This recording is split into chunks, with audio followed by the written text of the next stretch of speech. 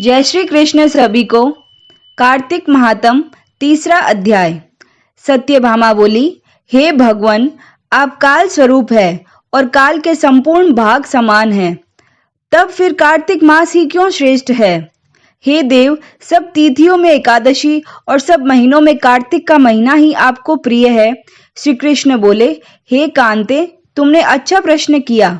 एकाग्रचित होकर बेन के पुत्र पृथु और महर्षि नारद का संवाद सुनो। जिसे पहले पृथु ने नारद से पूछा, तब नारद जी ने कार्तिक मास की श्रेष्ठता कही।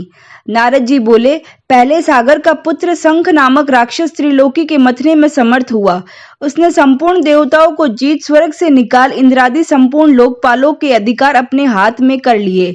सब देवता उसके भय के मारे अपने अपने स्त्री पुत्र आदि लेकर बहुत वर्ष पर्यंत सुमेरु पर्वत की गुफाओं में वास करते रहे।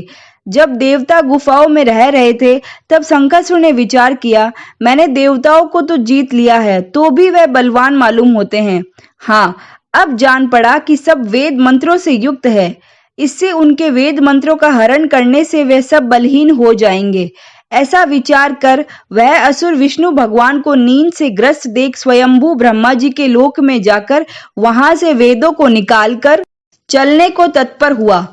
तब वह उसके भय के मारे यज्ञ के मंत्र और बीजों समेत जल में प्रवेश कर गए। तब तो वह शंखासुर भी उन्हें ढूंढता हुआ समुद्र के भीतर विचरने लगा, परंतु वे वेद एक स्थान पर कभी भी प्राप्त न हुए।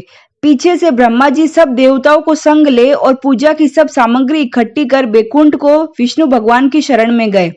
वहां उनके जगाने के निमित्त सब देवता गाने बजाने लगे और गंध धूप बार बार देने लगे। उनकी भक्ति से संतुष्ट होकर भगवान ने नेत्र खोले। तब सब देवताओं ने विष्णु भगवान के दर्शन के लिए षोडोपचार से पूजा करके दंडवत पृथ्वी पर गिर पड़े। तब तो माधव भगवान उनसे कहने लगे, हे देवगण, मैं तुम्हारे भजन कीर्तन आदि कार्यों से प्रसन्न हुआ हूँ। मैं आप लोगों की मनोकामनाएं पूर्ण करता हूँ। आश्विन शुक्ल पक्ष की एकादशी से देव उठनी एकादशी तक पहर भर रात्रि रहे, तब से जो मनुष्य तुम्हारी तरह भजन और कीर्तन करेंगे, वह मुझे प्रसन्न कर मुझे प्राप्त होंगे। शंखासुर जिन वेदों को हर लाया है, वह सब जल में स्थित है। उन्हें मैं शंखासुर को मार कर लाऊंगा। अब से बीज मंत्र समेत सब वेद प्रति वर्ष कार्तिक के महीने में सदा जल में निवास करेंगे। मत्स्य रूप धारण कर मैं जल में जाता हूँ। तुम संपूर्ण मुनियों को लेकर संग आओ। इस लोक में जो अच्छे मनुष्य प्रातः काल स्नान करते हैं, वह निश्चय अक्षत स्नान के फल को प्राप्त होते हैं। जो कार्तिक में सदा व्रत करते हैं, उनको हे इंद्र, तुम मेरे लोक में पहुंचा दिया करो। हे यम, तुम सदा उनकी विघ्नों से रक्षा करते रहो, और हे वरुण, तुम उनको पुत्र पौत्र आदि देते रहो।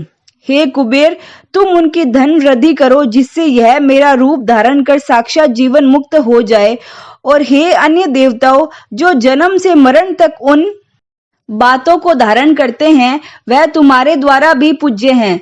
जैसे तुमने मुझे एकादशी को जगाया है, इसीलिए यह तिथि सदा मनाने योग्य है। तीसरा अध्याय समाप्त। जय श्री कृष्ण।